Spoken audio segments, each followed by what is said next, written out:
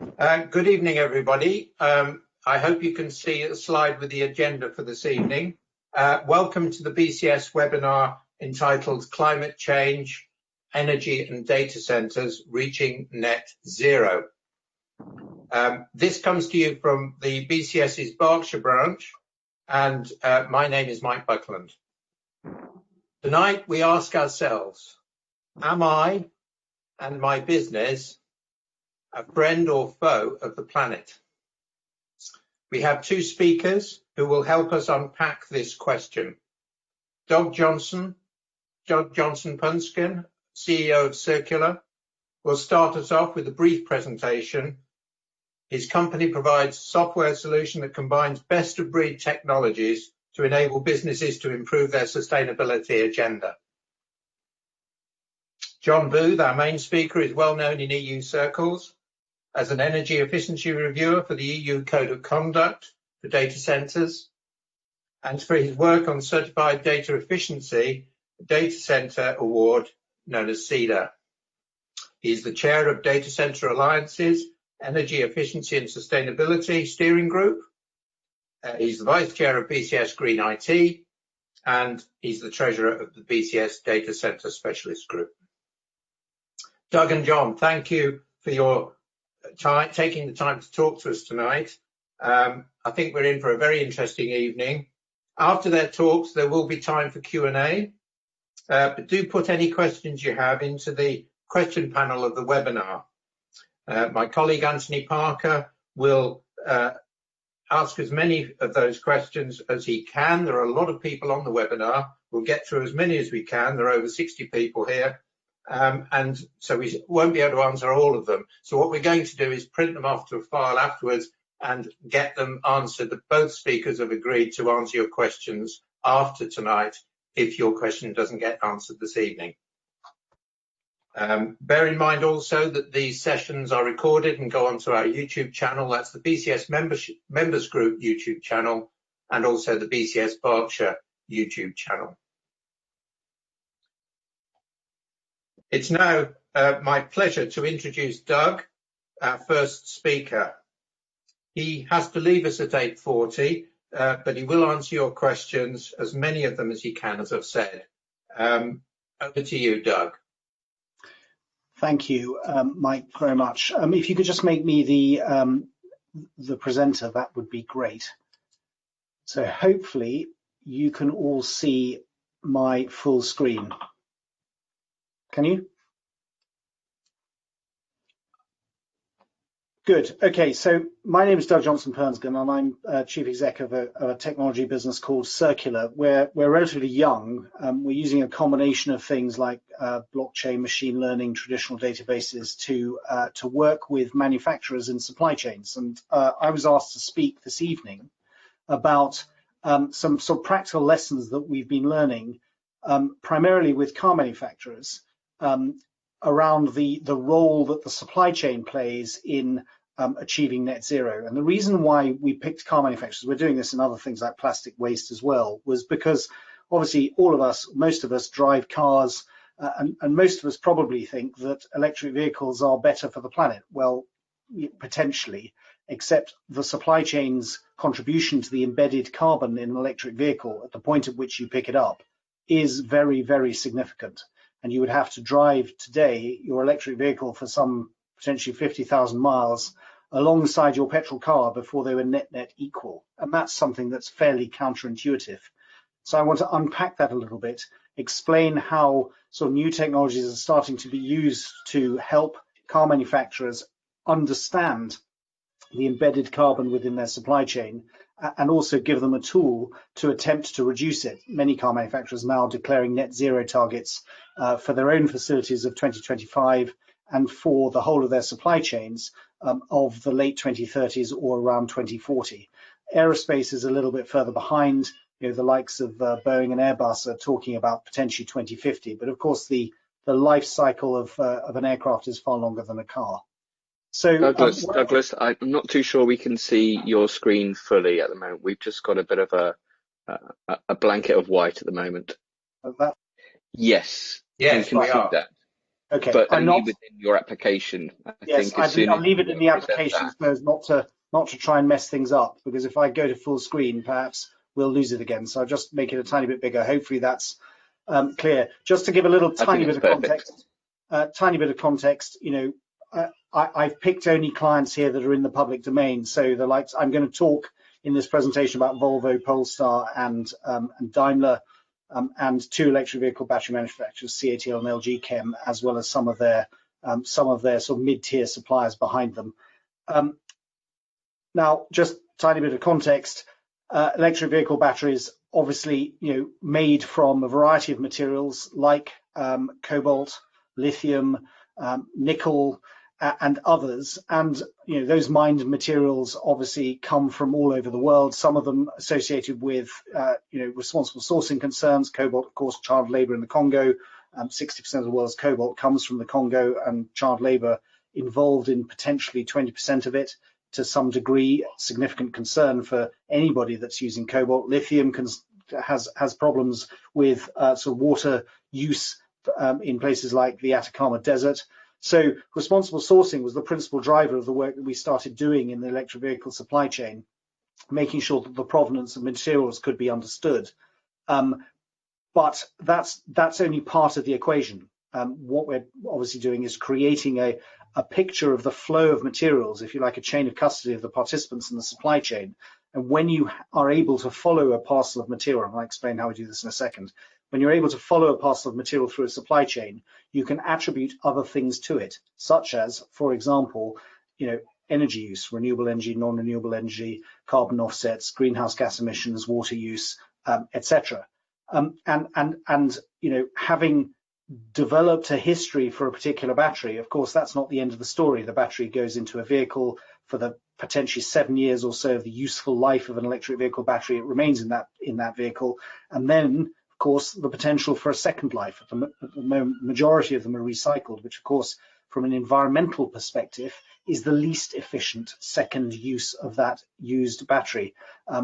Clearly, energy storage systems are not yet ubiquitous, but there's a lot of talk about the desire to use more energy storage systems as part of the wider energy transition, which is a far more environmentally friendly use of them, but requires you to understand the state of health of a battery, its location, and then connect that battery with its potential future life to a potential user of that battery in something like an energy storage system. So, an information system or information systems underpin circular economies like those required for the energy transition, which I'm describing here. So just very briefly, how on earth does one track materials that change between source and consumption through a supply chain? What I'm describing to you here is clearly not ubiquitous. This is something that a number of companies, us included, have been working on for the last 3 or 4 years, largely enabled by new technologies like distributed ledgers or blockchain, as many of you will know it, and machine learning, brought together. And the challenge isn't technology, although the technology is complicated. The challenge is how to connect the digital to the physical. So the creation of an effective digital twin for a commodity at its source, think of a bag of ore at a mine site, which could be a 1-ton bag or it could be a 50-kilo bag if dug up by hand, requires a whole variety of ways of making sure that you know where you are, you've avoided GPS spoofing, you understand the actors involved, you understand the composition of the material, and then attaching some form of tag to that bag. But of course, the complexity is that material then undergoes fundamental transformation through the smelting and refining process before you start to get into manufacture of components which become sub-assemblies, such as a battery which goes into a car. And I liken this process to very much like coding a cake recipe. Imagine a refining step where you know that certain ingredients have to go through a defined process at a specific location where there are the tools necessary to do it for a particular elapsed time, which in the case of a cake means certain amount of flour, certain amount of sugar, certain number of eggs, go through a defined mixing process and then have to be put into an oven to create a thing that we all recognize as a cake. And then the cake can inherit the input identity and history of those input ingredients. And that's really what's happening multiple times through the supply chain. Clearly, the greyed out circles, which represent the sort of logistics parts of this, also contribute significantly to the overall carbon footprint. But imagine a process of smelting metal ore, or the sintering of lithium together with nickel, cobalt, manganese precursors. It's the same as smelting steel or aluminium. It's hugely energy intensive, which is why the embedded carbon is so high, and why you want suppliers who are ideally using renewable energy rather than coal-fired power. So this is the process of creating the sort of, if you like, the chain of provenance. So effectively, you're trying to turn, the flow of materials, which in the midstream of this supply chain, upstream on the left, downstream on the right, in the midstream is based almost exclusively on a combination of price and availability of material. Sustainability plays no part at the moment in the majority of these supply chains in a midstream participant at, say, tier 3 of the supply chain making a decision to purchase from one supplier versus another. It's who's got what available at the best price.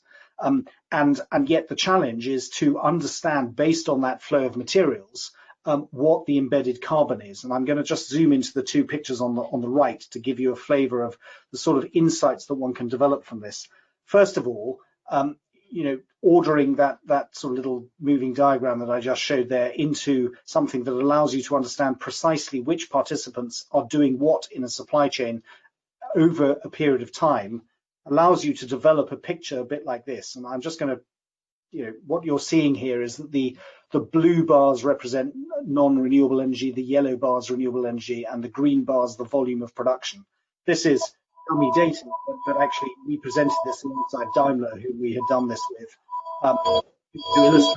to illustrate what had been done. And if you look at the very first month in this graph and the very last month in this graph, you can see, actually less batteries made in the last month than the first month, and 4 times the total embedded carbon in the same battery for the same model of vehicle. Why? Because different participants in the supply chain were involved. And the reason why this is different from the traditional approach to life cycle assessments, which are based on sort of industry and benchmark data, different methodologies that people use to calculate a life cycle assessment, which may give you effectively a number that represents an average of each of these monthly numbers. What it doesn't do is give you a tool with which to engage the supply chain, particularly your tier 1 supplier, in a conversation about how sustainability ranks alongside price and quality and availability in their purchasing decisions and the decisions that they ask their supply chain then to make. So what car manufacturers like Volvo, Daimler, etc. are now starting to do is map the most polluting supply chains, such as those for batteries, which account for 50% of the entire embedded carbon footprint of an electric vehicle at the point at which a consumer picks up the keys, in order to buy smarter. Buying smarter clearly is a far cheaper thing to do than the enormous R&D that it takes to come up with new battery chemistries and new configurations and different materials that are necessary to reduce weight, all of which will be important towards net zero. So obviously I've been talking about vehicles and not just cars, but the reason I picked that as an example, it's something that's relatively relatable to us all. So hopefully that's an interesting introduction to the supply chain's contribution and how they're trying to start. There's early examples of people trying to start to grapple with this. And now I'll hand back to you, Mike. Thank you very much, Doug. So that's an insight into the car industry. We were going to have a short break now, but because of the little glitch we had in showing Doug's presentation earlier on, I propose to just move straight on and introduce John. John Booth, I've introduced earlier on, and he is our main speaker this evening. So I'm handing over to you, John.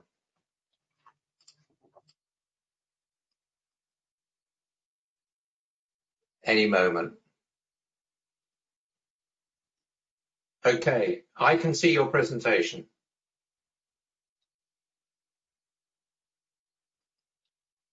We can't seem to hear you, John. Yeah. Good evening, everybody. Can you hear me now? Much better. Yes, thanks, John. Good to hear your voice again. Okay, good to hear you, John. And we can see your slide. Excellent. Thank you very much. Thank you, Mike, for the invitation to speak to the Berkshire branch and the BCS Elite. I don't know what they're called now, but anyway. BCS IT Leaders Forum. IT Leaders Forum, right. Anyway, so my name's John Booth, and as Mike introduced me, I am the Vice Chair of the Green IT Specialist Group within the BCS, but I also have other hats, multiple other hats that I operate on. Excuse me a moment, I'm just going to put my notes up on the different side of the screen. A moment. Okay, so what we're going to go through tonight is I'm going to give you a brief data center definition, some background to climate change, which I think will be of interest to certain of the delegates that I've been speaking to earlier, a background on energy in the UK, the impact of data centers or the impact of climate change and energy on data centers, the energy consumption of data centers within the EU, the UK and globally. Very briefly, a little bit about the EU Green Deal and some mitigation actions that you can take place, adopt in your data centers to improve their energy efficiency and sustainability. So, what is a data center? Well, it's a home for digital infrastructure. It contains servers, networking and storage, and usually it has an electrical system to provide electrical energy. In some cases, they'll have a cooling system. Some of the larger ones will have uninterruptible power supplies or UPSs and generator backup. And then they have telecommunications and network cabling systems. And then they'll have what I call building integrity systems, which is fire, very early smoke detection apparatus, and suppression systems. There'll be security, cameras, access control on doors, etc.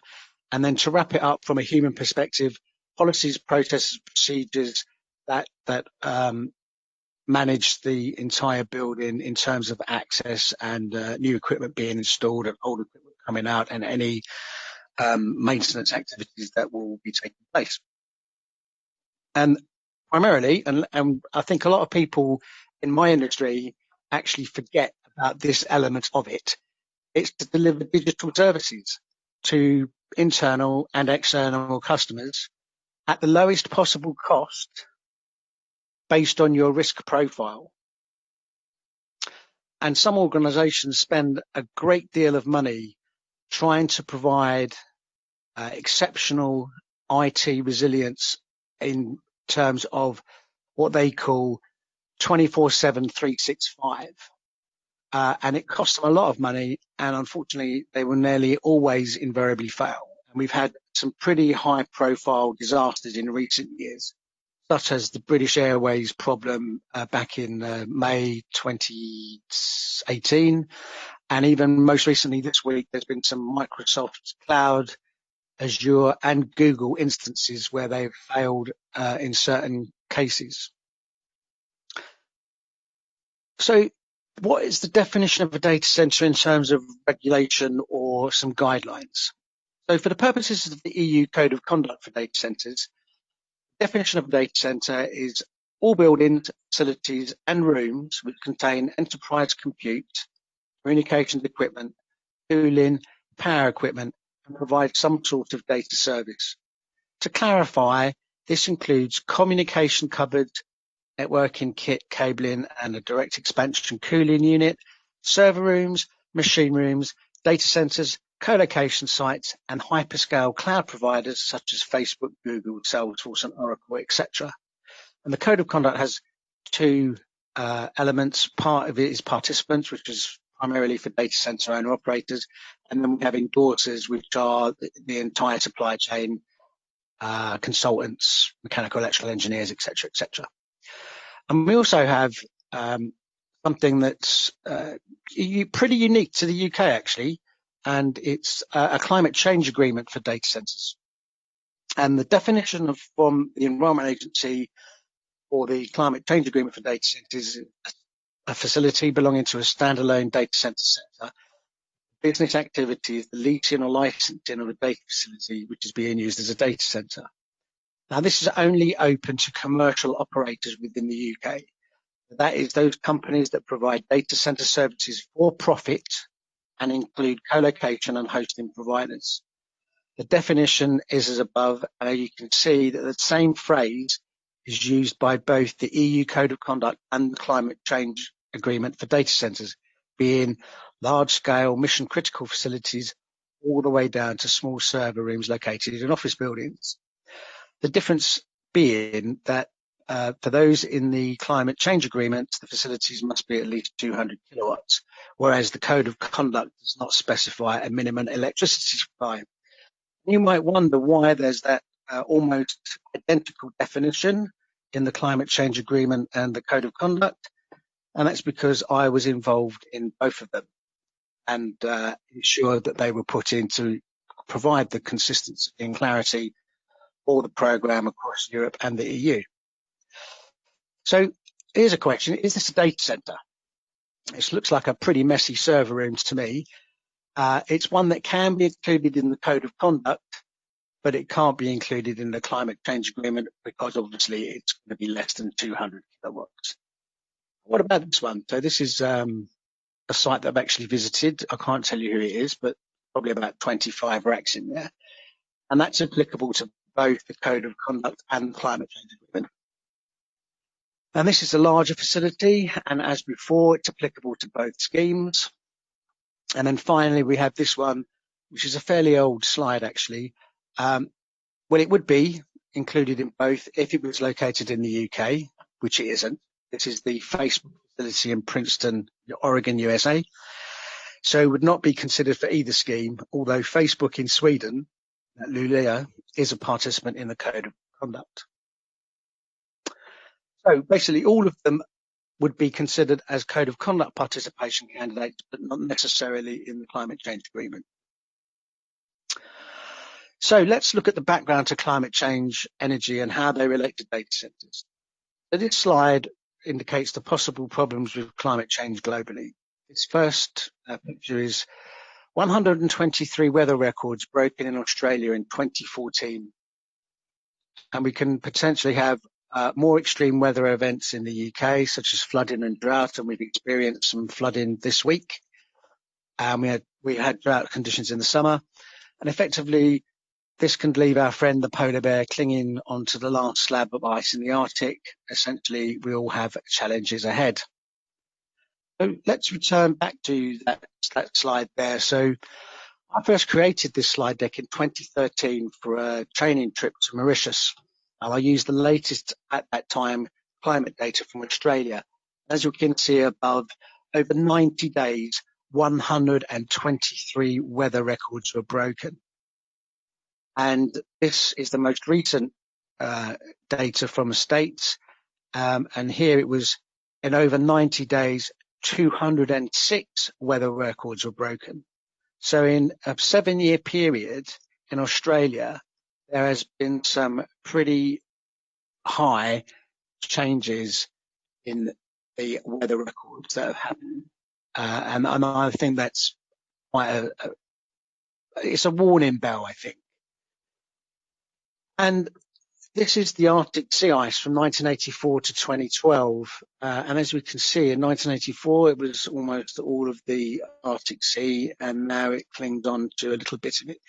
Now, I do know that the Arctic ice does change in accordance to conditions, but even this year, it's the second lowest ice coverage there's ever been as in recorded data. And this is happening in Antarctica as well. And of course, if the ice is melting, it leads to sea level rise. And that can also impact on ocean currents. So as we can see here, we in the UK are relatively blessed with being on the Gulf Stream, which brings warm water from the tropics to the North Atlantic Ocean. Here it releases heat into the atmosphere, and then it basically comes back and sinks, travels south and gets colder down in the Antarctica. But if that cycle were to stop, the Gulf Stream could be stopped, because if you kind of look over here, this is Greenland, and if the glaciers melt, this means that this cold water will come streaming down the channel in this area here, and potentially could block the warm water from moving up into our general location. So, you know, we could end up in this situation where we get the Queen Elizabeth Tower, formerly known as incorrectly as Big Ben, looking a bit like this, which I don't like the cold. I certainly don't want to see London looking like that. So, a brief comment to any climate change deniers out there. Yes, in the past, the Earth has been very hot, and it's also been very cold. But the thing is, this was some time ago, millions of years ago. And the problem is that it's never been this hot when humans have been on the planet. And as we've only been around for 200,000 years in our present form, and yes, we will probably have to adapt in some way. Adaptation may not be suitable for everybody on the planet. I think is also quite alarming. So what's the cause? So we kind of know that CO2 emissions are the cause of global warming. And we know that this increase has occurred since the start of the Industrial Revolution. And we'll explore that in a moment. Perhaps it's due to the Earth's natural cycle. Now, I can't remember where I got these quotes from, but effectively, we know that there's been natural cycles in the Earth's climate with ice ages and warmer interglacial periods. But we've had average warm temperatures are now well above the natural cycle of the last 800,000 years. And we know that through ice cores that have been captured around in the north. Or perhaps it's the sun. So we know that the sun is the primary source of Earth's heat, so relatively small changes in solar output can affect our climate.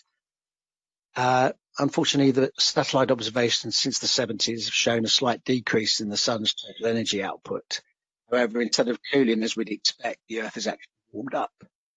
And we know that warming from the sun would heat all of the atmosphere, including the lowest few kilometres and the layer above. But observations show that the stratosphere is in fact cooling, whilst the troposphere is warming. And this is consistent with greenhouse gas heating and not solar heating.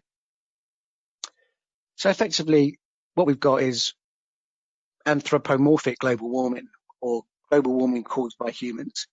And there is still a considerable amount of debate on both sides. This is a 2013 slide, and I don't think anything's changed in the last 7 years.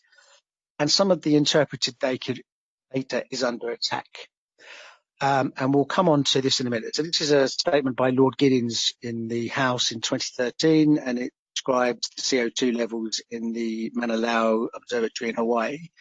I'm going to highlight those in a moment. But the probable result will be the melting of the ice sheets in Greenland and Antarctica with the associated sea level rise and current weather patterns change, which I've just briefly described. And we must reduce levels of greenhouse gases released into the atmosphere soon to prevent or lessen the effect. So these are the two numbers I want you to recall. So 391.76, and then into the last year it was 389. So it went up. It's marginal because these are parts per million. And we can see that on this slide here that in 2014 there has been a steady increase. And I think we're pressing. So what was the CO2 in April 2020? So in April 2019 it was 413.52 parts per million. And in April 2020, it's now 416.18 parts per million. And that was last updated last week. And you can look at the CO2 daily from this website. And then from the 29th of September 2019, 408 parts per million. And on the 29th of September 2020, 411 per million. So that the variance there is just, as you'd expect, variation in statistics. So the problem is that that's carbon dioxide, and that's just one of the 6 greenhouse gases that we really need to be looking at. There's another 5 there that we haven't looked at in any great detail, and I don't intend to for the duration of this presentation. But methane has a 20 times more impact on greenhouse gases than carbon dioxide. Nitrous oxide, 298, hydrofluorocarbons, 100 to 14,800, depending on the gas. And very alarmingly, sulfur hexafluoride, or commonly known as SF6, the 22,800 more impact than carbon dioxide. And sulfur hexafluoride, or SF6, is used as a transformer insulator. Very strict guidance on how SF6 is dealt with in the UK and across Europe. So this is the famous hockey stick graph, clearly showing a substantial increase in temperature since the start of the 20th century. However, the author of this paper, Michael Mann, takes a considerable amount of criticism for this, and as such, it's unreliable, being a single source document. Good scientific protocols demand that we look at the data. As you can see, this slide is from a series produced in 2011, which covers 4 different sources, all reputable sources, and clearly we can see that there's a rise between 1980 and 2000. Again, this was in 2013. So let's have a look at the even latest ones. So these are the latest ones which come from the Met Office. And again, we can see that there's clearly a rise going on in the average global temperature. So this is alarming, I think, but climate change does not happen overnight. And so we're lulled into a false sense of security. Recent weather accepted from last week with the flooding and the storm Alex. But let's see some quotes about climate change. So this one here, well, on the island where I live, it's possible to throw a stone from one side to the other. Our fears about sea level rise are very real. Our cabinet has been exploring the possibility of buying land in a nearby country in case we become refugees of climate change. And that's the Minister for the Environment at Tuvalu. I think they have bought some land somewhere else, and they are planning to move everybody off of that island. Literally going to go under the water. Climate change is even the most severe problem we are facing today, more serious than even the threat of terrorism. David King, UK Chief Government Scientific Advisor in January 2004. And this one, how could I look my grandchildren in the eye and say I knew about this and did nothing? David Attenborough in 2006. I don't know if anybody watched the Extinction program that was on a couple of weeks ago. But David Attenborough is worried. I think we need to be worried too. And this is the reason why. So this is a screenshot from flood.firetree.net, and it shows a 7-meter rise in sea level. You can see most of the Netherlands now disappears under the waves, and there's also impact in Norfolk, Peterborough area, and also in London. So let's zoom into London. So basically, I used to live in Greenwich, and as you can see, I didn't live too far from it. I could walk to the river, but it looked like the river's coming to me in the house where my mother still lives. So I'm quite concerned about that. And obviously, recently, there's been a great deal of development of data center assets in the Isle of Dogs here, and also over here near the Blackwater Tunnel. As you can see, these areas are going to be underwater. The Thames barrier isn't going to be able to prevent a 7-meter sea level rise. So London is effectively going to become a little bit smaller, I think. And look at Amsterdam.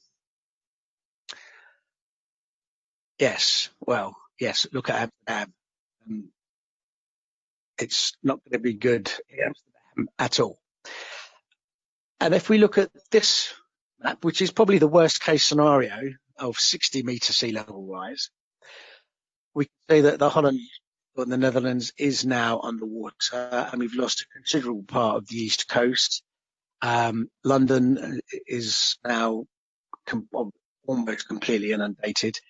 Now, I currently live in just outside of Warwick, and I can't do it because we haven't got this the facility to zoom in on this live. But Warwick has now become a coastal town. Currently, I have to travel 80 miles to get to the sea. And if 60 meters of sea level rise happens, Warwick becomes a coastal town, which is not something I want to see either, to be honest. So why should this worry us? Well, it worries us because it worries me because both London and Amsterdam are significant, important parts of the core network. And if they're underwater, I don't think all of these transatlantic cables are going to work very well. So yes, it's alarming. Right, so what we're going to do now is move swiftly on to energy. So effectively, the problem of anthropomorphic global warming is essentially caused by human overpopulation. More people leading to more goods, more commodities and energy use. And there's no prospect of a reduction anytime soon. 7 billion odd on the planet now and 9 billion forecasted in 2050. These are some pictures of some European power stations in France, Germany, the Netherlands and the UK, which are data center tier 1 countries, as indicated in the CBRE and Code of Conduct data. So top left is Lignite Power Station in Germany. Top right is the Grand Maison Dam, which is a pump storage facility in France. We have the nuclear in Germany. We've got a nuclear in the Netherlands, and here's our famous Drax power station, which is now a co-fired biomass and coal-fired power station. One of the problems for this is that traditionally our energy has all been centralized generation. So effectively, they've gone from generation assets, power stations, coal, nuclear, gas, hydro, pump storage, into the high voltage network, which can be anywhere between 275 and 400 kilovolts, and then to low voltage networks, so our homes, schools, and factories. But now we have local generation, and it's very much two-way, and with other variable assets, such as wind and solar added to the mix. So we can see commercial wind and solar farms at scale that connect to the high voltage networks via interconnectors, and some may connect to the local low voltage network. Others connect directly to the low voltage network, such as domestic wind and solar and anaerobic digesters. So this slide is quite interesting. Now, I was planning to have this live, but it is quite difficult to do. So this is a snapshot of the GB National Grid status from gridwatch.templar.co.uk. And this is data from the last Wednesday, the 30th of September at 2:15 in the afternoon. So as you can see, last Wednesday, demand was 34.34 gigawatts, top left-hand dial. The grid frequency was 49.985 hertz. Combined cycle gas turbines represented 46.48% of our generation capacity, and that was 15.96 gigawatts. Nuclear was 17.4% of our power, and that was 5.85 gigawatts. Biomass was 3.26%, that's 1.12 gigawatts. And then we were getting 8.06 gigawatts, which was 23% from wind. And if we look at the dials on the far top right, we have pump storage, which was 0.14 gigawatt, or just over 0.5%. Hydro was accounting for 0.5%. Solar was providing 3.09%. Coal, 0.87%. And then we have the oil cycle gas turbines or generation turbines, and we're not using those. And then the bottom series here, these ones, the lower of the smaller of the lower of the dials on the top right are the interconnectors from France, the Netherlands, Ireland. I think that was one. Maybe check that. And then we've got the Nemo circuit. This is quite an interesting thing. So I've been tracking this periodically over the last probably 10 years now. And in the past, coal was where gas would be. and it's seen a very rapid decline, and I'll cover that in a few moments. But we've also, the interconnectors usually only used at night, but we're now using them during the day, and they account for something like 10% generation capacity, which is quite interesting. And that can be seen on this slide. So this one is electricitymap.org, and this is real-time energy flows across between countries, basically. So as you can see, at the same time, which was the 2:30 on the 30th of September, basically we were getting our energy from France, the Netherlands, and some from Belgium. And as you can see, there are some quite interesting flows around. This is a very, very good map, actually. And I would, if you're interested in energy flows, then I would thoroughly recommend a little view of this. And then we see, obviously, England supplying Ireland through Wales and Scotland, and even Northern Ireland was putting some energy into the Republic. Okay. Now, these are the current coal-fired power stations that are online. So we've got Fiddler's Ferry, we've actually just closed, and then Drax, West Burton, and Radcliffe and Ressort. The problem we've got is that between them, they're about 6 gigawatts. But look at the closure dates. So the closure dates are imminent. In 2-3 years' time, these guys are offline, which is going to be interesting. And the reason they're offline, it's not because they're worn out or anything. It's due to the Large Combustion Plant Directive and carbon taxation. Although we await the impact of Brexit, which may change the government's view on this, all of them are scheduled for closure. Gas assets. So we've got 32 active combined cycle gas turbine power stations in the UK, the total capacity of 30.2 gigawatts. But as we can see, since 2016, even these guys have been declining in use. So, 127 in 2016, 119 terawatt hours in 2017, down to 114 last year. We've got those nuclears that we were talking about. And again, this is a bit of a problem because all but one of these nuclear power stations is scheduled to be decommissioned by 2023. And they can be extended.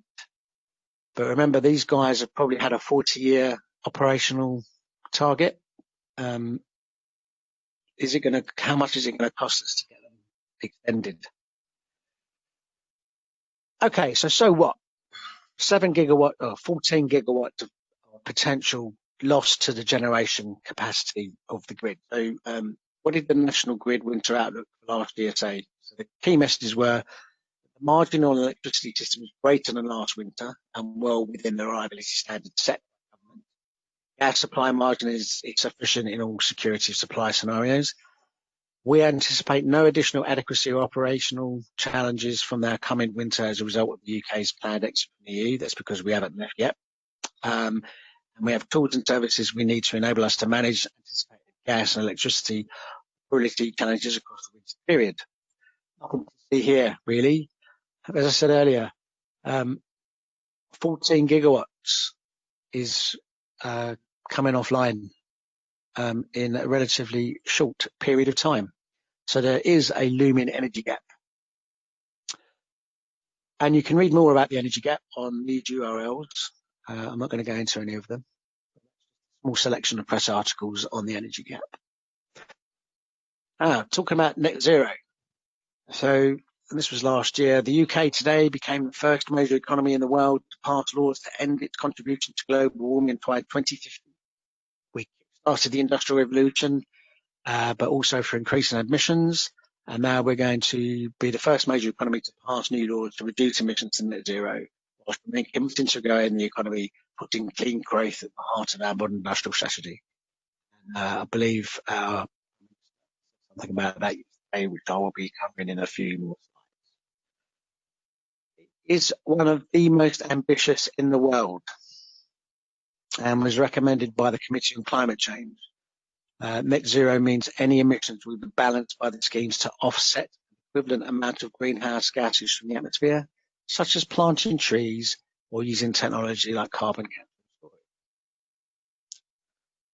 storage. So, the Climate Change Committee usually issues a progress report, and we've got two here, one from July last year and one from this year, June. So in July 19, we find a substantial gap between current plans and future requirements, and an even greater shortfall in action. And in 2020, net zero has been adopted as a key goal of the government, and the Prime Minister is chairing a cabinet committee to deliver it. There are important new announcements on transport, buildings, industry, energy supply, agriculture and land use, but these steps do not yet measure up to meet the size of net zero, and we are not making adequate progress in preparing for climate change. Quite damning, I think. And we go on to say we were supposed to host COP26, and that when we got it cancelled because of COVID to November, but we basically, the Climate Change Committee have said we must basically buck up our ideas. We need to work out some really good things in the wider economy. It falls to the government to make major decisions that will guide further progress toward net zero. We began this parliamentary term with an acute public health crisis related to COP26, and now has an opportunity to lead a decisive response to climate change itself. Let's see how they go. So yesterday, I think Boris said that wind farms could power every home by 2030. Very timely statement, I think, which is kind of at odds with what he said 7 years ago. I'll just leave that there, I think. And then in the Independent yesterday, he basically said he condemned his past self for sneering at wind power. So I'm not going to go into any more detail on that. In the Climate Change Progress Report from June 2020, Table 13 recommendations for the Department of Digital, Culture, Media and Sport, which is the government body that kind of looks after data centres in conjunction with BEIS, the business energy and basically these four specific targets: ensure plans for digital transition fibre rollout, ensure Ofcom guidelines take into account best practices in mitigating climate change, work with BEIS on ensuring plans for smart, flexible energy systems against a threat from cybersecurity, ensure sport and culture, which is not really data related. And then the priorities for all departments are to integrate net zero into all policy making, ensure procurement UK's climate objectives, ahead of the CCC's adaptation report in progress in 21, demonstrate adaptation planning, follow best practice shown by leading businesses, monitor and verify their net zero and climate resilient, all of the more urgent risks in the second UK climate change risk. Okay, all good stuff. We await developments. So we've just gone through, well, we're probably reaching a second wave now of COVID-19, but how did we get on during the first wave in terms of energy? Did lockdown affect energy use? So traditional TV pickups made a comeback. More of us were sitting at home than ever, and many of us watched specific broadcasts in real time.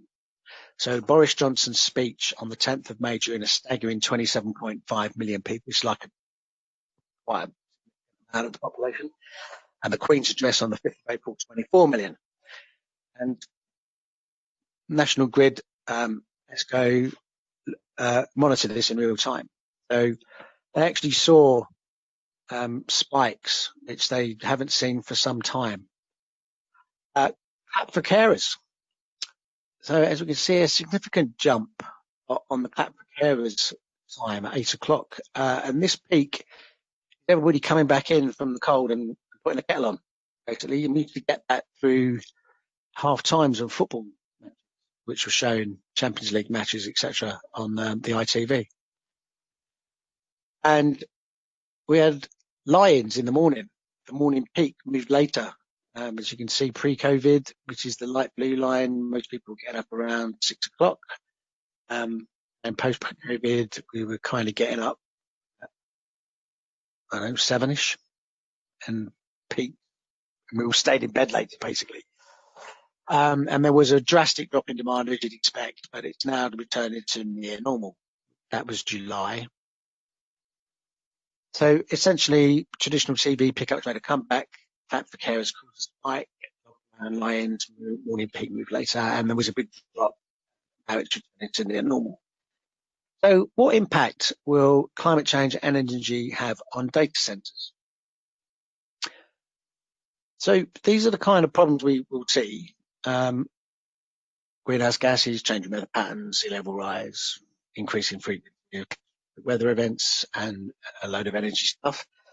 So let's look at it in context of those topics for climate change.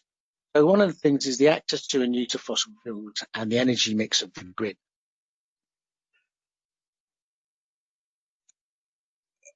Then renewables, and I put a question mark on there because, as I said earlier, data centers are 24/7, 365, and they usually have a static energy requirement demand, and renewables are variable.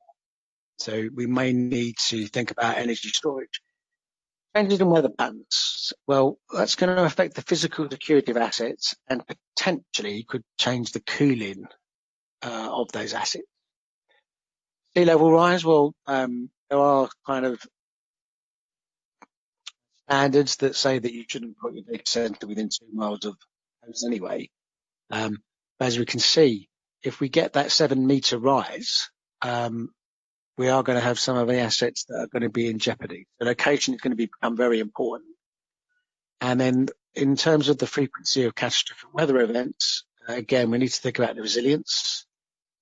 And what about energies? What's the context for energy for data centers? So the decommissioning of this is main plant, so this is generation plant, could be loss of resources, potentially leading to blackouts and rationing.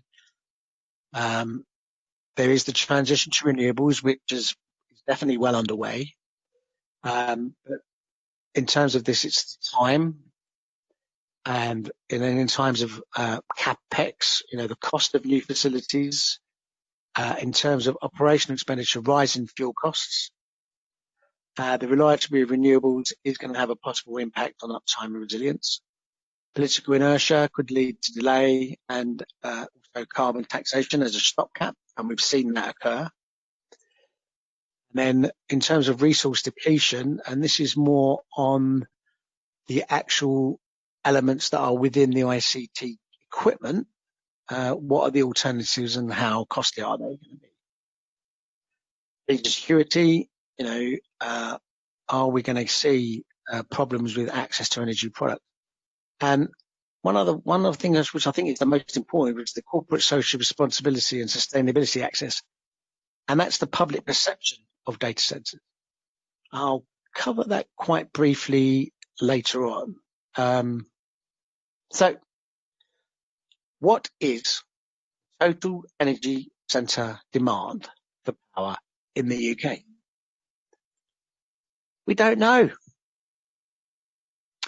What we do know is that the commercial data center sector, i.e. the co-location, in the Climate Change Agreement second period, which was published in September 2017, and the third has been due since 2019, it hasn't been published yet, showed that commercial data centers in the UK used 2.579 terawatt hours in 2017. And that represented 0.76% of the total UK generation, which was 339 terawatt hours, which is 0.285% of primary energy, which is coal, gas, etc., which was 2,339 terawatt hours. And you can see that from a second target report. But that excluded BT, which runs 10 data centers and 6,500 exchanges, and it also excludes all of the private data centers and server rooms that are not included in the climate change agreement for data centers, which, as I said earlier, is primarily, it is for commercial centers. So no private data center will ever report. And I think for BT, back in the last Labour administration, when they had the carbon reduction commitment tabled, BT was the third organisation in there. It was like 1.2 terawatt hours a year in energy use.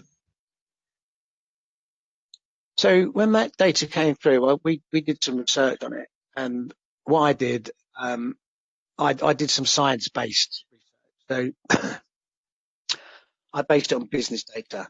So there are 33,000 businesses in the UK that employ up to 250 people, and 7,000 that employ over 250 people.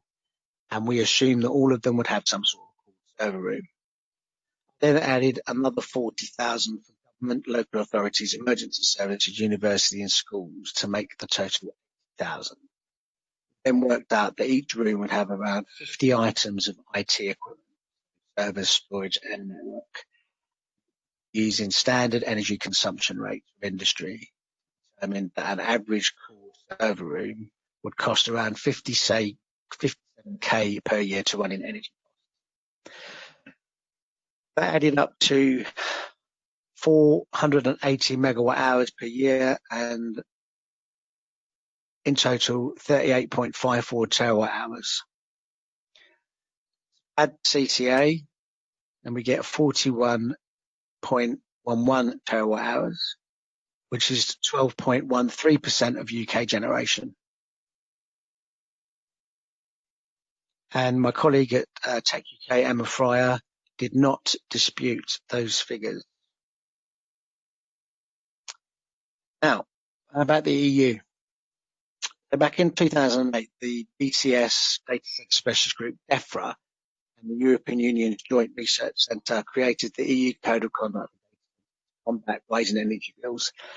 It was estimated in 2007 that the current EU data centre energy use was at 56 terawatt hours. It was expected to rise to 104 terawatt hours this year, which would cause problems for policymakers, problems for the bill payers, and made a compelling argument to optimise for energy efficiency.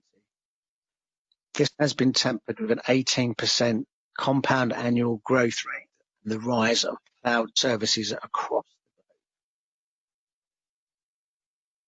So a recent article in Science magazine basically said assessing implications for growing demand for data centers requires a robust understanding of the scale and drivers of global data center energy use.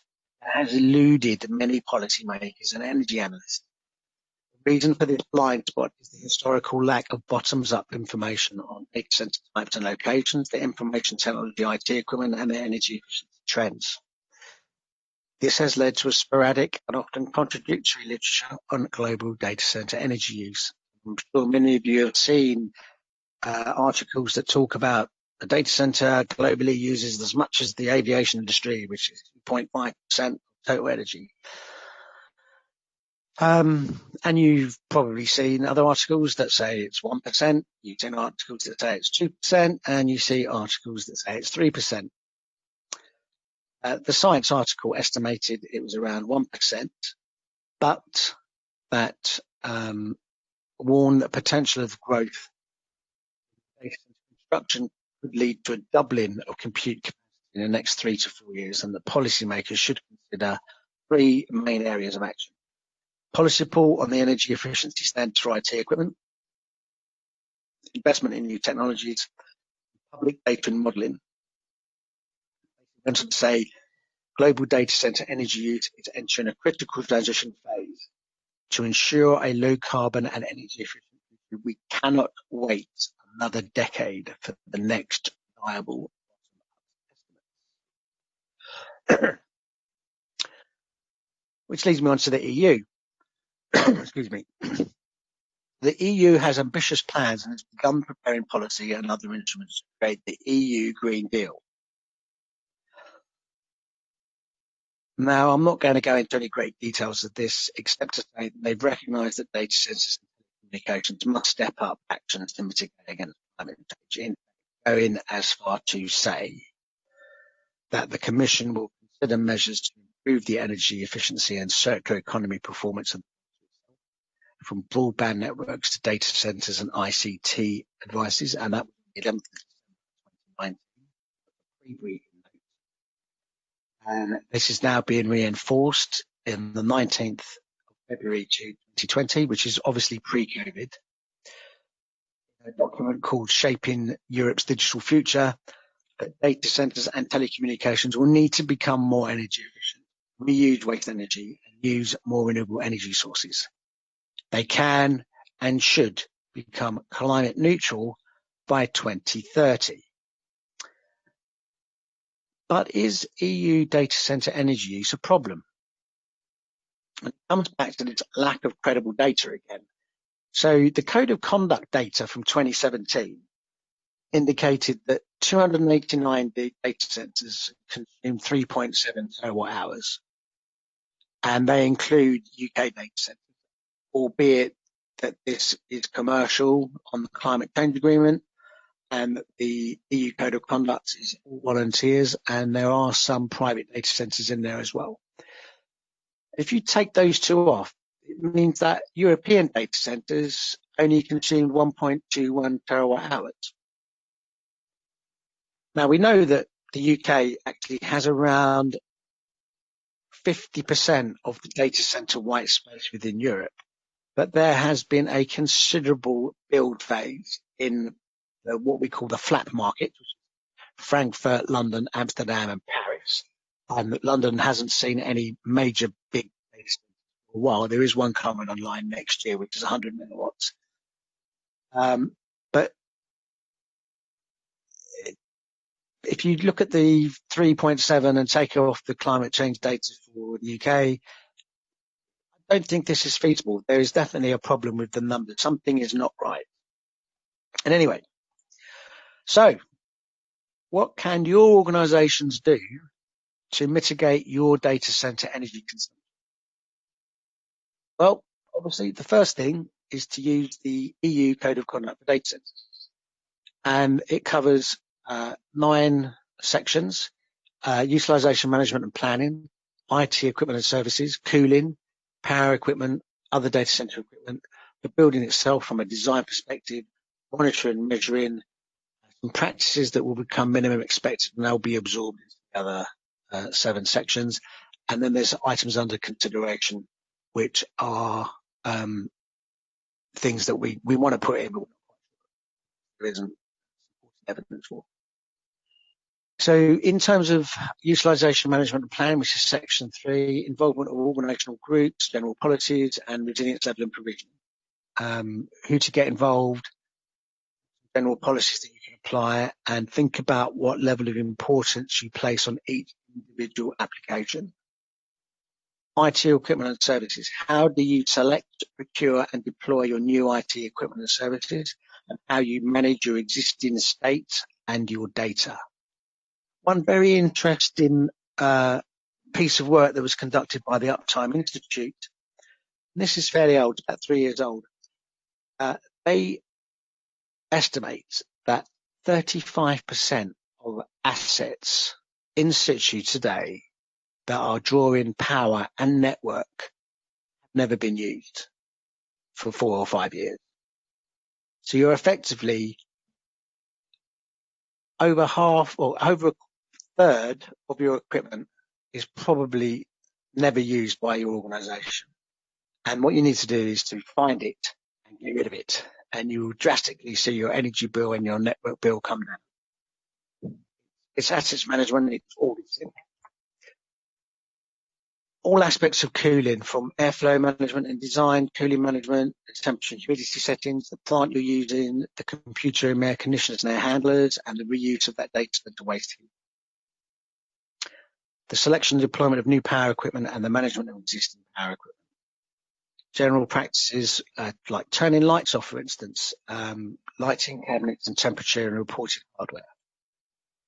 aspects for new designs, which we'll cover in a moment, the physical layout, building geographic location, water sources, all need to be guidance and best practices on each one of those.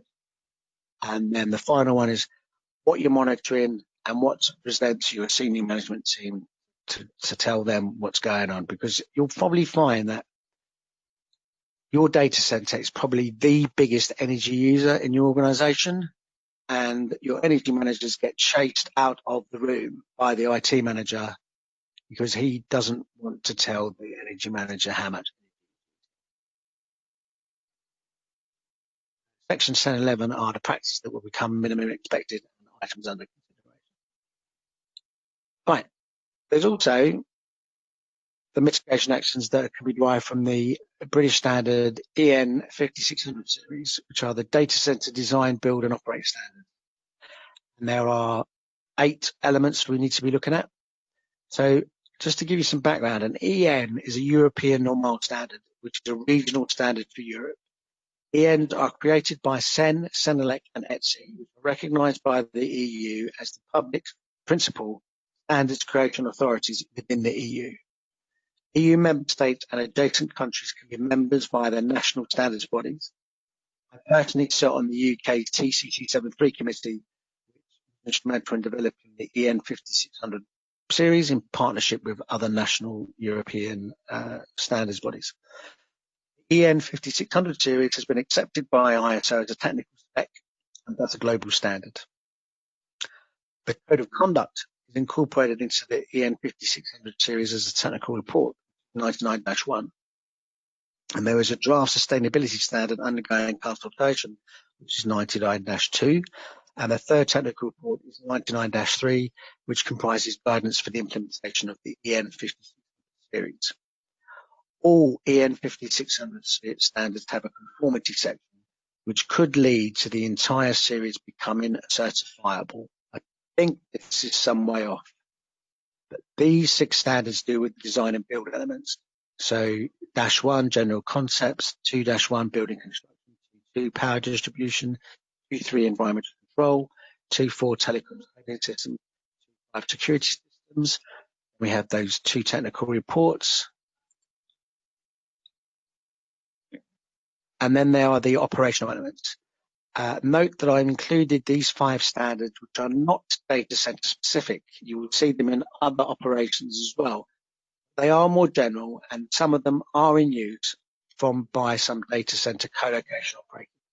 They include 9001 quality management, 14001 environmental management, 50001 energy, 27001 information security. Rare, but definitely there now, 22301, which is business continuity. The EN 5600, as I said, is now an ISO 237 technical spec. And then we have the EN 5600 3-1, which is operational and maintenance information. Another potential mitigation action is to undertake a CEDA assessment.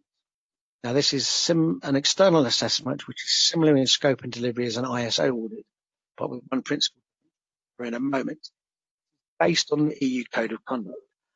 Like the EU Code of Conduct, which is self-assessed, CEDA is based upon a physical site visit, conversations with the data center management, walk from roof to basement in every part of your data center operation.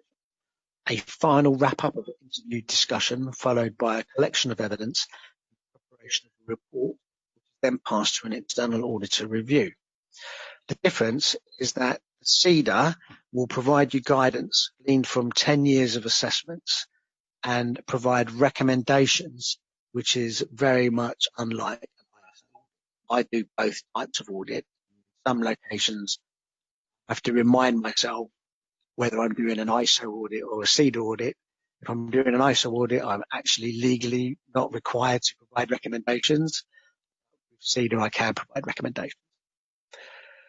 CEDA itself is available in a number of flavors.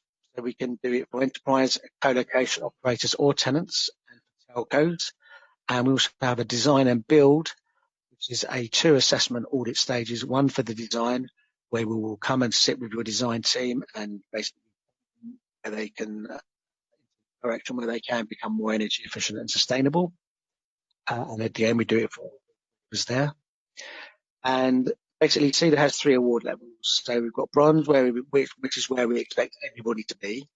Silver is for organisations that have recently adopted some and may have spent some. Gold for those organisations that are many of the best and seek to be seen as leaders in the sector by using some of the optional practices. And finally, I've only got a couple of slides to go.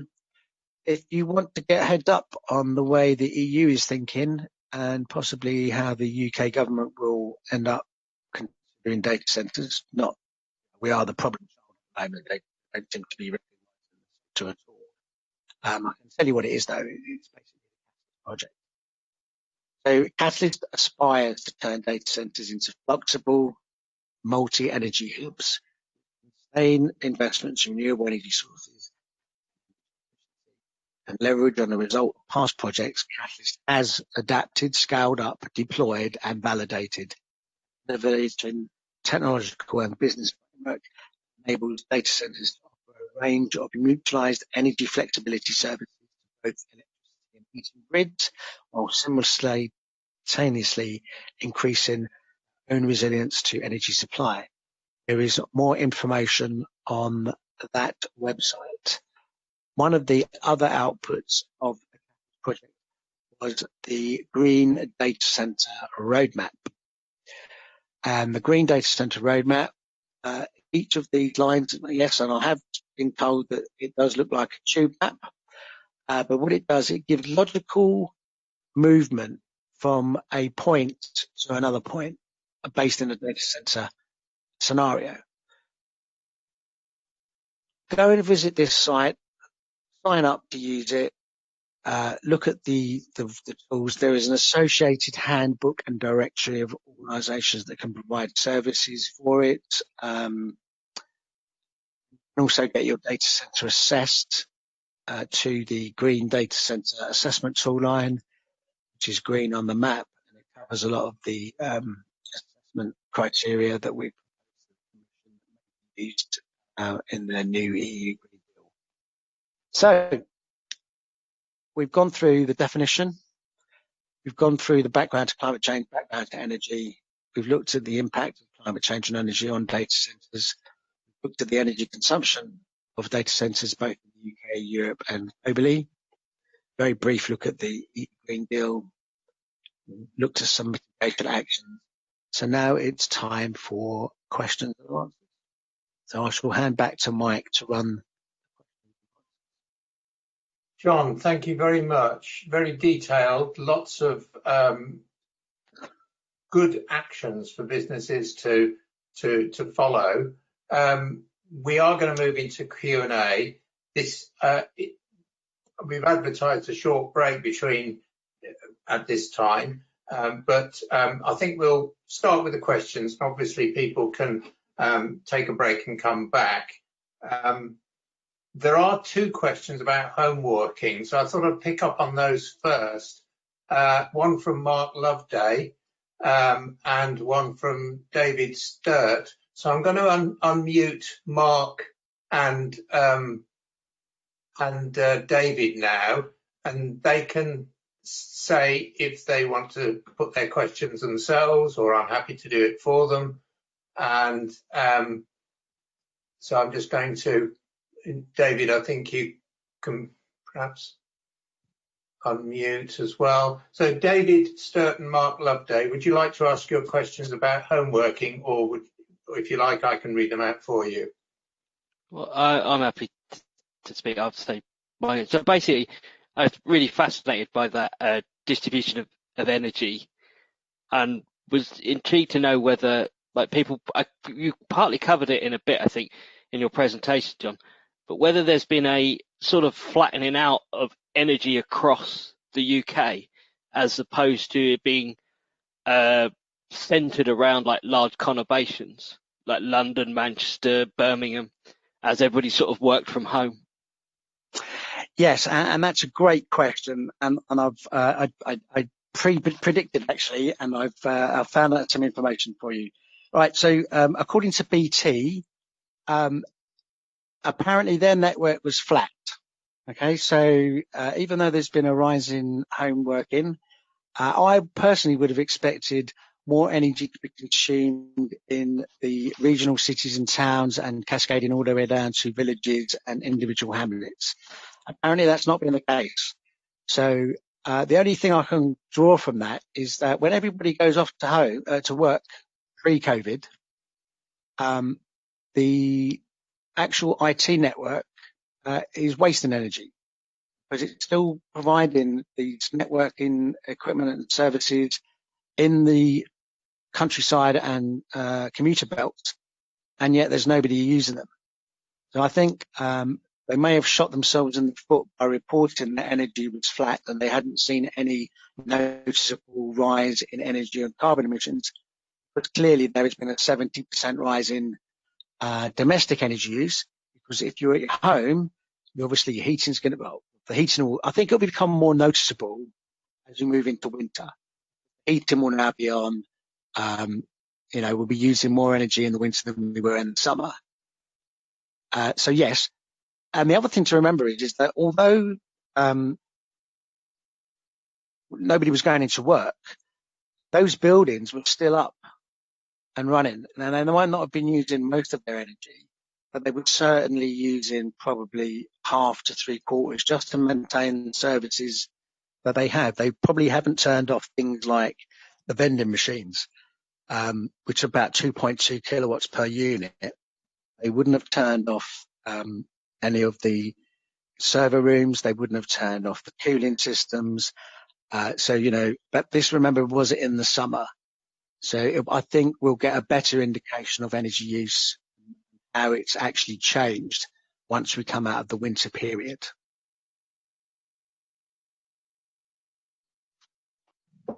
Yeah, that's David here.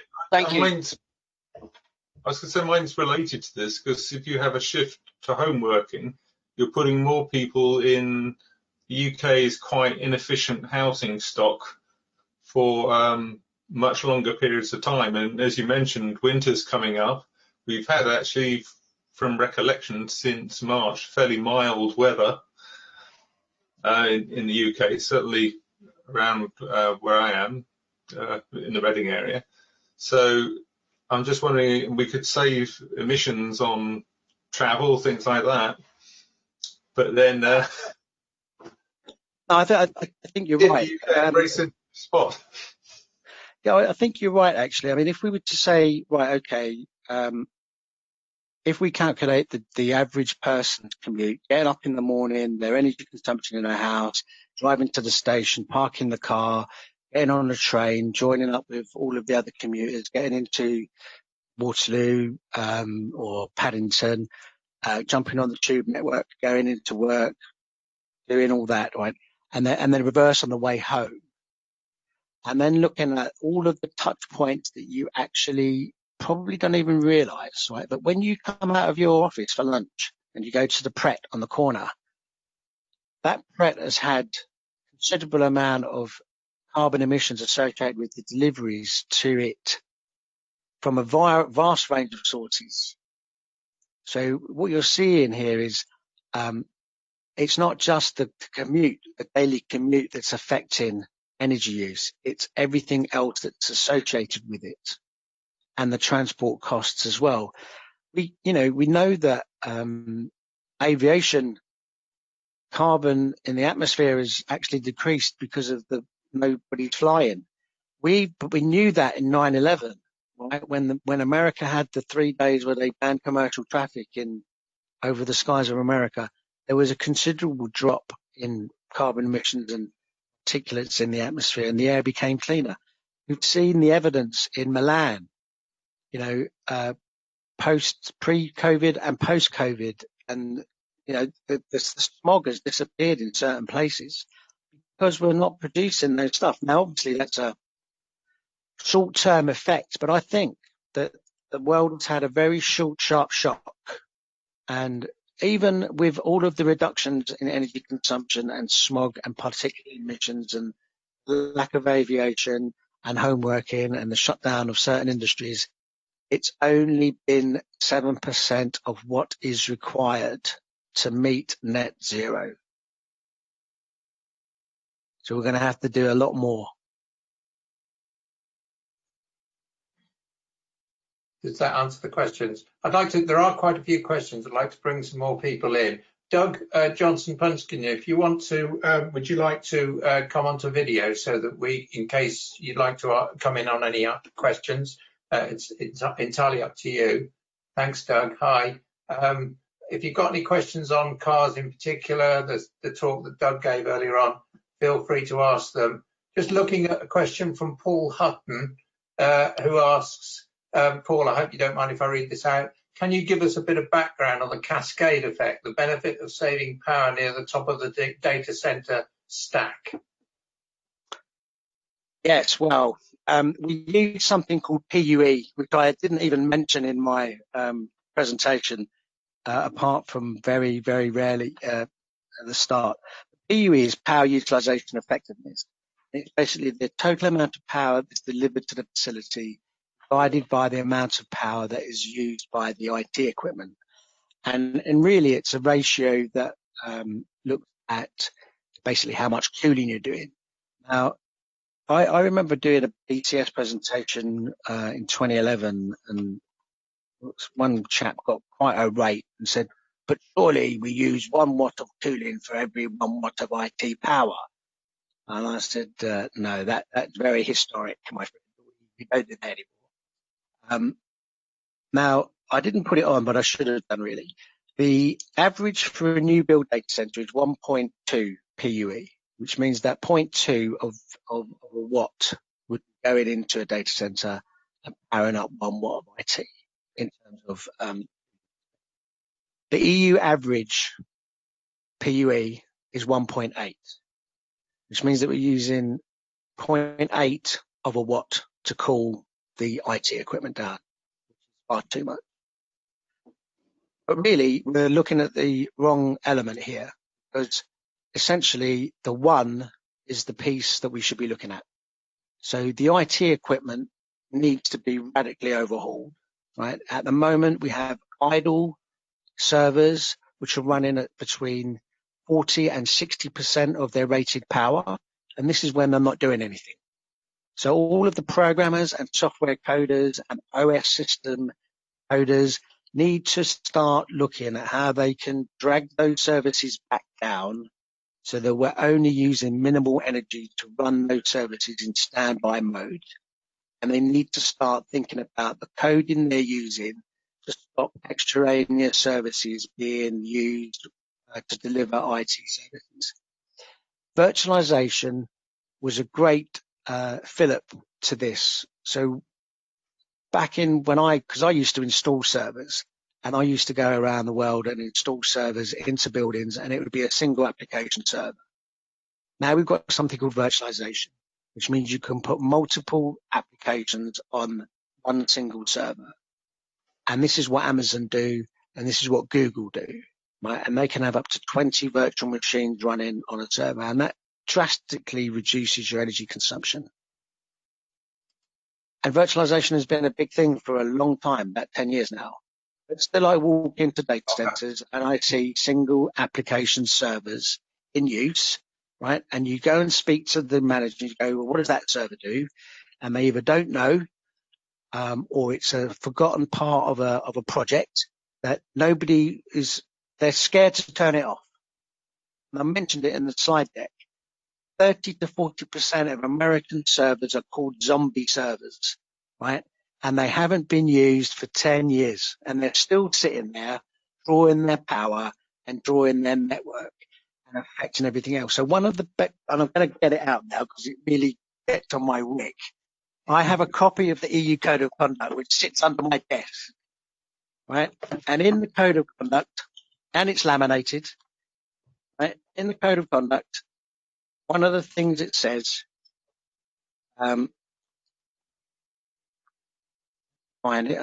this life cycle assessment, and I want to talk to Douglas about this, but perhaps we'll take that offline and have a chat tomorrow. We have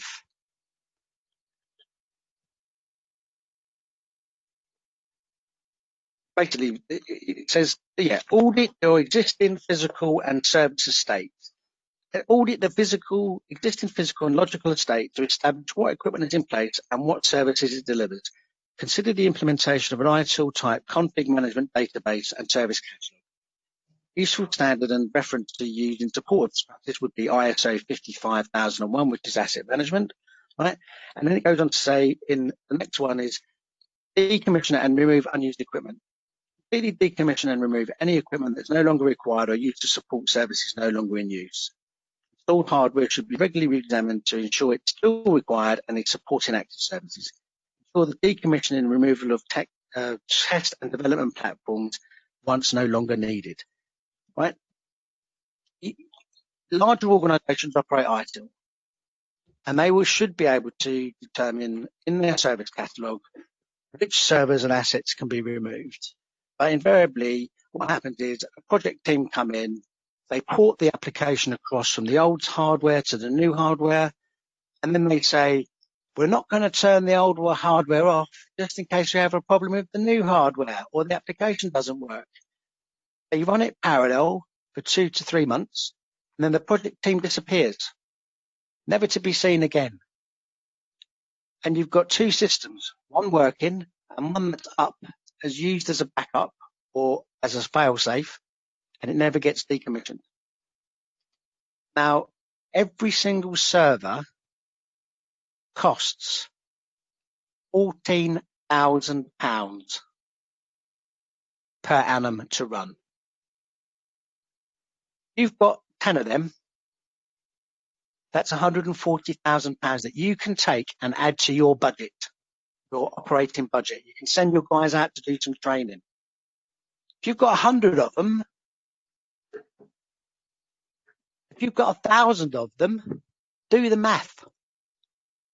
You're wasting money. You might as well stand outside your data center or server room and tear up £50 notes. Do your audits, do your surveys, make sure that every single piece of kit in your room is doing something for the business and not just sitting there taking power and energy.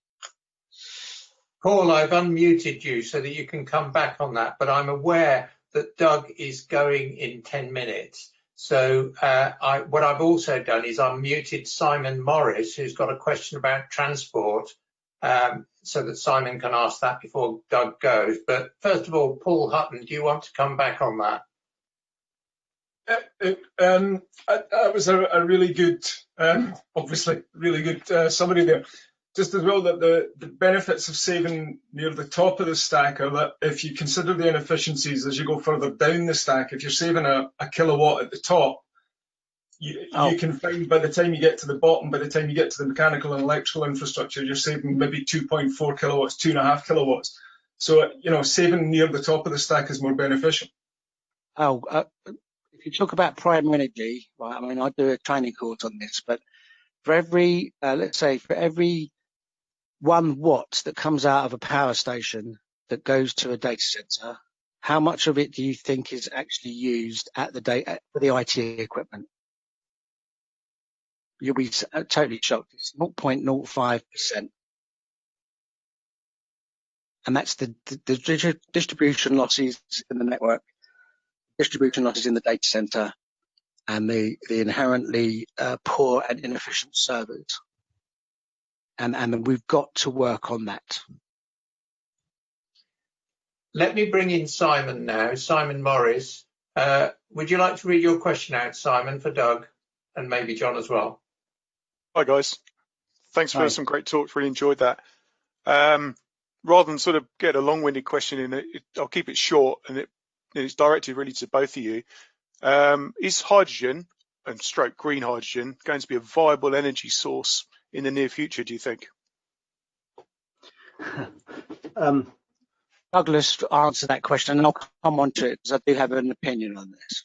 I think hydrogen has considerable potential, but I think for the foreseeable future, we're stuck with lithium-ion batteries. Certainly in cars, there are obviously hydrogen buses and things already. We don't get away from all of the problems created by lithium-ion batteries. A hydrogen fuel cell still uses things like cobalt. Obviously, aerospace is betting on hydrogen because clearly batteries are too heavy for anything other than short-range aircraft. And most car manufacturers are looking actively at hydrogen and need to obviously overcome also consumers' concerns about the potential safety of hydrogen. We all remember well, don't remember it, but we're all aware of Hindenburg. I was going to mention the Hindenburg actually as being quite a big downer, major downer. Yeah. Okay, so there are actually data centers in the US that are running on hydrogen fuel cells, but they are natural gas fuel cells rather than hydrogen fuel cells. Now, the EU does have an hydrogen strategy, and I think they're investing a significant amount of money in it. It's like 660 million euro, I think, in the hydrogen. Netherlands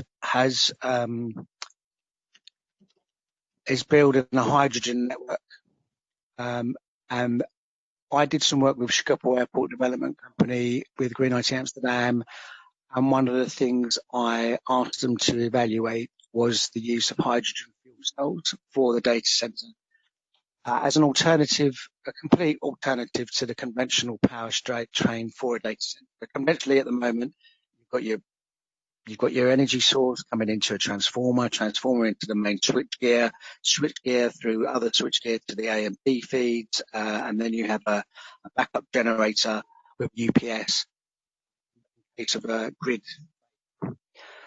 Now, a lot of people are looking at the use of hydrogen filters as a replacement for the generator because of the carbon taxation and EU ETS.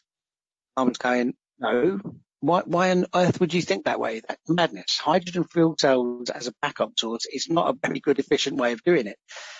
Really think radically and put in a hydrogen cell array of maybe 100 megawatts and a 50 megawatt data center with a 100 megawatt solar array, and sell the other 50 megawatts as an energy storage solution.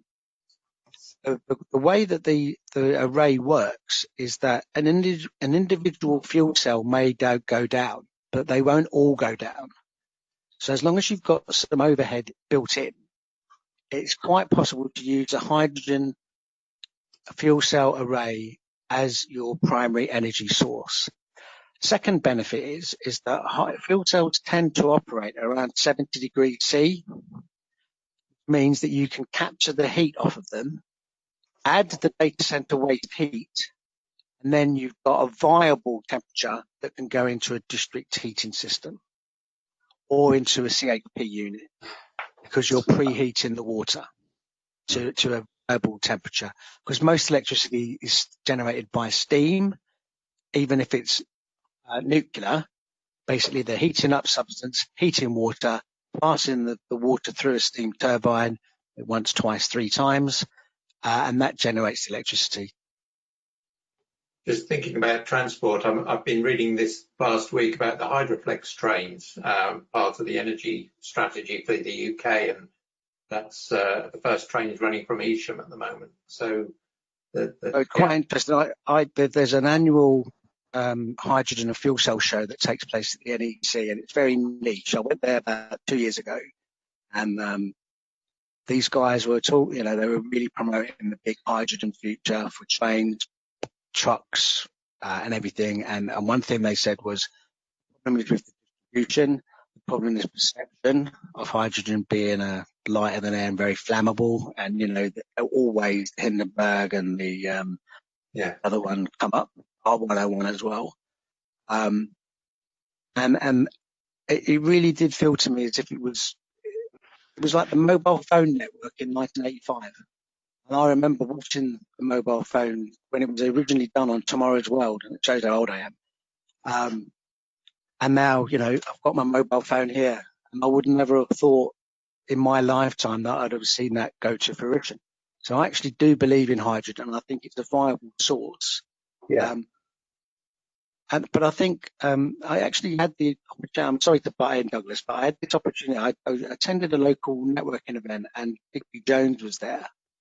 And there was also the chief exec, I think it was Mitsubishi, and he was saying that all the electric and hybrid cars are a transition product because ultimately they want to go to a hydrogen fueled infrastructure and cars, because that's the way that people know how to use their cars. They're used to doing 300-400 miles, going to a petrol station and filling up, paying for their petrol. That's what they didn't want, to scare the horses by introducing this plug-in and getting range anxiety and all that sort of stuff. No, they wanted people to go along, fit this unit in. That was a little bit more complicated because obviously you can't let the hydrogen escape, so it's a bit of a pressure thing that goes on. Fill your car up, wait until it's finished, take it off, and off you go. Exactly the same as we've done for the last 40 years. Yeah, I agree with you. Still unmuted. You want to come back, Doug? Yeah, Doug, hydrogen is viable at the moment in larger transport. We mentioned trucks and trains and buses. At the moment, not quite yet for cars. And we're all quite interested in the design of cars. Where do you store all that hydrogen? On a bus, you can stick it on top, and it doesn't matter if it looks a bit ugly. That's another thing, right? So one of the presentations I attended at this fuel cell and hydrogen event was that, in their opinion, the hydrogen specifications were far too high because all of the tanks and everything have to be capable of standing 700 psi, which makes them expensive, hard to engineer. And he was saying, actually, we don't need it to be 700 psi. It could be down to 350 psi. And it would make it a lot less expensive. The engineering would be easier to do. That's okay, but I think there's probably some crash data that indicates that wherever the tank's located, it's got to be able to withstand an impact of a certain velocity. A tank needs to be capable of withstanding that, because the last thing you want is something that is more explosive than petrol. Simon, do you want to come back while Doug's still with us? That's fine, thank you. You've covered all points there, I think. Thank you very much for that. Thanks, Mike. Okay, Thanks, Mike. I'm going to move on to Guy Garrett then, if I may. Doug, do you need to go, though? A few more minutes. I'll go quarter two. I've got a question from Doug, Guy Garrett about Extinction Rebellion and whether the panel have a comment on the data they are producing. Guy, I'm going to unmute you to see if you want to actually speak to that. Yes, thank you very much, Mike. Maybe a bit of a controversial question. Hope you don't mind me asking it, but obviously Extinction Rebellion have been in the press, and whether you agree with their methods of sitting on top of tube trains or not, they have quite a alarmist approach to climate change. And I was just wondering if there's, if you've got a comment of that, if you've seen their data, if you agree with their kind of more extreme emergency issues with climate change. Doug, I'm going to formulate my thoughts. I suspect you are as well. So I'll come in straight away. I'm hoping that Extinction Rebellion don't get wind of the data center industry, right? Because I'm sure that they'll be outside smashing the gates down, trying to turn them off. Because, at the moment we are using unbelievable amounts of energy, and we're also expanding at such a rate that we're talking about in India, right? So I was on a panel for India last week. At the moment, there are 350 megawatts of data center power in India, and they're looking to do that 10 times, right? And I'm still thinking that if you look at the energy data for India, 70% of the energy is done by coal, and the other 30% is cow dung. And I just think it's incongruous for a country to devote so much resources into IT when 60% of their population are on the poverty line.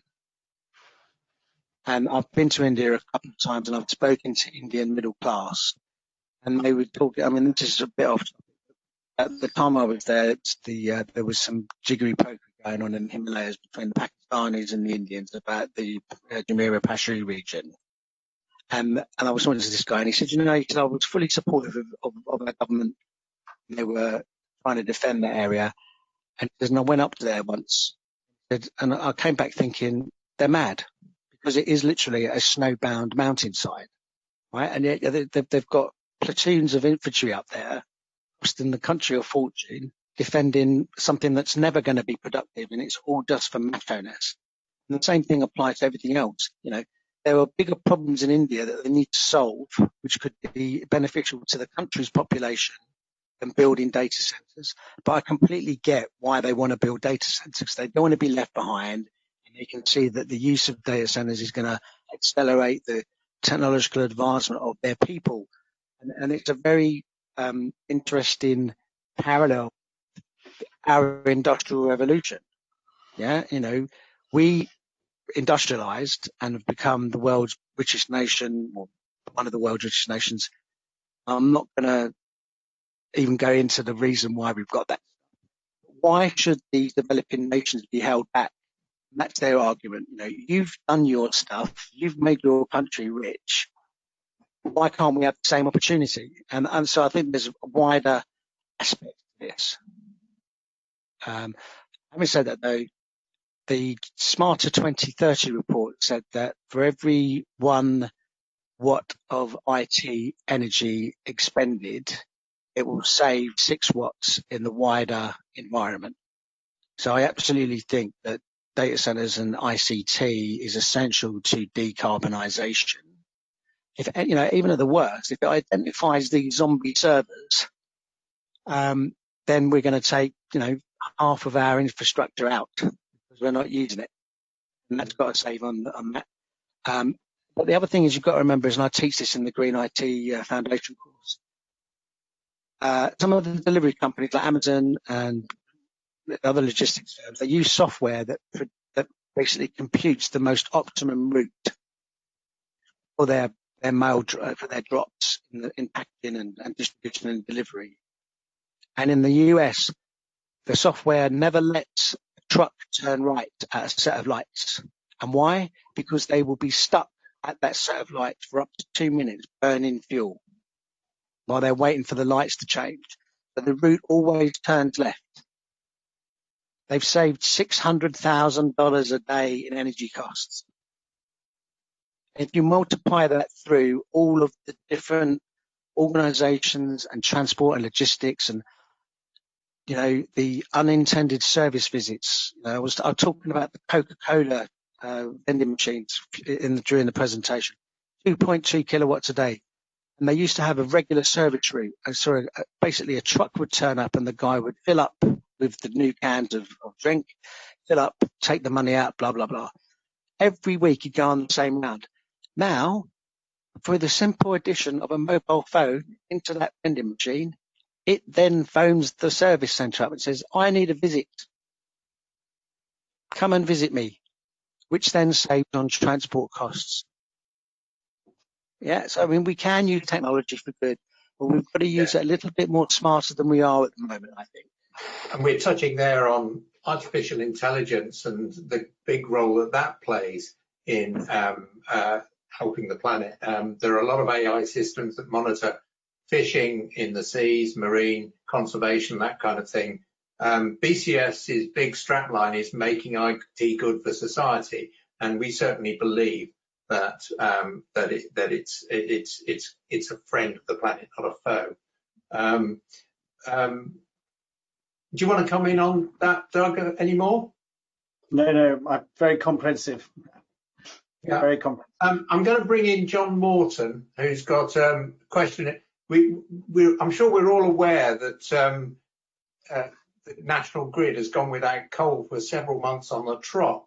And John's referring to the Scottish domestic usage. So I'm going to unmute you, John, and you can bring in your question.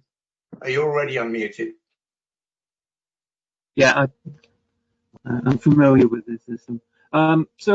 We hear that the green bar has met the Scottish domestic usage for several months now. And looking at the figures that John presented about how the growth rate in commercial in green is meeting some of the demand, and then his stark realization that we're going to have a big gap. Do we need to worry with the continuing green growth? Are they going to collide and pass each other and we'll just transfer across, or is there still going to be a gap? That's a very good question, John, and thank you for asking it. So Scotland is obviously blessed with windy and hydro. And of course, you've got the Orkney Energy Island, and I'm going to call it the Orkney Energy Island because it's actually exporting power to the Scottish mainland, and has done for some time. You've only got to look at that energymap.org that I put up, which will show you a very big green arrow from the Orkneys into the Scottish mainland, providing energy into there. I used to get quite worried about the energy gap, to be honest. And I was really worried that we're going to turn off all of this coal and there wouldn't be enough power. And we've been predicting energy gap for some time. We always knew that the nukes were going to come offline by 2023, because that's a lifetime of their thing. The wind is variable, right? So, the wind doesn't always blow, and you could argue that it blows in across the island in some locations. But whether or not that's sufficient to cover the actual demand is a moot point. And of course, the sun doesn't always shine, and especially in Scotland. 1 or 2 days a year in Scotland that it does, the sun is out, it's probably quite nice. So I'm sanguine about it, because I do think that if push comes to shove, the government will basically just tear up the large combustion plant agreement, and it will tear up other agreements, and it will just re-energize the coal-fired power stations. I think for a temporary solution, they will never allow the power to go down. They will always do something to make sure it happens, because it's one of the key points that keeps society functioning. And we know that the Conservative government got horribly burnt by playing with the miners back in 1973. Many of you probably won't remember, but I remember the 3-day week. And I was very irate coming home from school, watching the television, and all of a sudden the power would go out during my favourite pre-dinner cartoon. And then having to go into my bedroom, which was the only room that had the gas fire in. And, as soon as the government got back into power, they immediately went for the miners. And Margaret Thatcher inadvertently has actually helped us with our carbon emissions by taking coal out of the energy mix. But the human cost of that is something quite alarming. Sorry to be political on this, but really Brexit is going to be a problem, because we are part of the European energy single market. And on that grid, we had 4 interconnectors coming in from the Netherlands, France, Belgium, and soon to be coming online some stuff from Norway. But they will be bound under the European single market. If we don't get a deal, then we could be at jeopardy of losing access to those interconnectors, which means that we'll be 10% shortfall on 14 gigawatts that we already know is going to close. So I think it's too early to say it as yet. As for Scotland, I think you're all right, because you'll just close the border off and keep all the energy for yourself. You won't bring it back to the UK. Yeah, unfortunately, I don't live in Scotland. I'm a Berkshire person now, but yeah. Okay, thank you for that. Okay, John. David's got another question. So, David, I don't know if you'd like to ask about the energy consumption when designing and building applications. I'll unmute you, David, in case you want to come in on that. Oh, you're already unmuted now. Thanks, Mike. From what you've been saying, probably application design is not one of the big things, but I remember the recent furore around Bitcoin, which is designed to consume vast amount of computing power, which turns out to be a large number of kilowatts. So it is quite possible for an application designer to actually build, in energy terms, a very inefficient or high consumption system. I'm just wondering if there's anything to help steer designers away from that. Well, of course, software coding is a very important part of the IT application infrastructure. And I do think there is some historic coding techniques at play. And I think it's down to the universities and code schools to look at the coding elements they're using and to basically do a radical review of how they teach coding. And I think that the lecturers that are there should be teaching their students to use. What I would do is this, right? So I was talking to somebody last week and they said, when you're designing software, what you should do is take a leaf out of the data center design manual, the new data center design manual, which I'm going to have some input into. And that's to design your data center as if you don't have access to water and you don't have access to a grid connection. You guys have got to start thinking, I don't have the memory. Think like the NASA programmers were in the 70s when they were doing the moon landings and they were confined to 1024 bits of information, or bytes of information, to do their coding and to do their computer. Think that you haven't got access to all these resources and code accordingly. And that way you'll reduce energy consumption throughout the whole of the site. In fact, I mean, we talk about it in Green IT Foundation, software bloat. And we have a vicious circle. I mean, I can remember this. So back, my first computer at school was it came in, it was a box about yay big, and it had a key and a button, and it had an RS-423 interface and a telex associated with it.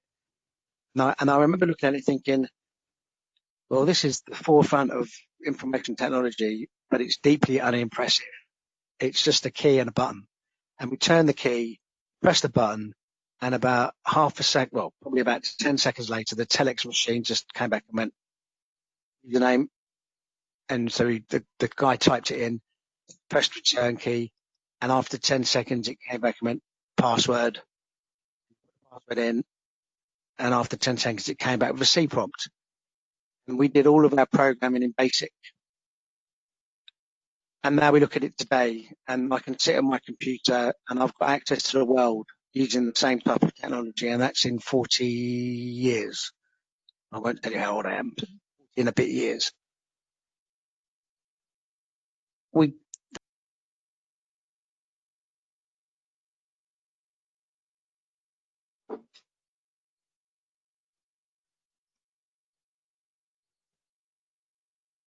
Okay, great. The vicious circle is that software develops, the hardware manufacturers look at the software and how it's been developed, and they basically try and miniaturize and add more bytes to the equipment that they're providing. In which case, the software guys look at all of this lovely new space that they've got available on the hardware and they program accordingly. And then the hardwares look at what's been coming out from the programs, and then they think, oh, they need more space and everything, My laptop in front of me now has got 8 gigabits of memory, and it's got probably a terabyte of memory. My first laptop had 32 megabytes of memory and 248 meg of storage. So we've seen vast increases in the stuff. And effectively, most people still use the same services as they ever did. They use computers to write letters, They use computers to write emails and they surf the net. That's all they use them for. On playing games in real time with 5G. Even commercial computers in the corporate environment don't use all of the features, services that are available in the software stack. You could quite easily run Windows 7 without going to Windows 10. The only reason why corporates don't do that is because the support runs out. Right? So the software manufacturers have to start thinking about what it is they're doing and how they're doing it. And they have been blessed for the last 30 odd years with this increasing recycle of renewal. I mean, I got caught with it today. I received the zip file and I bought WinZip last year, clicked on this thing, and apparently I'd missed an update.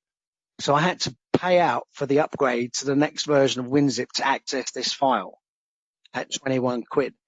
Now, you know, how many other people are in the world doing that? WinZip is perfectly functional. I could use. Yeah.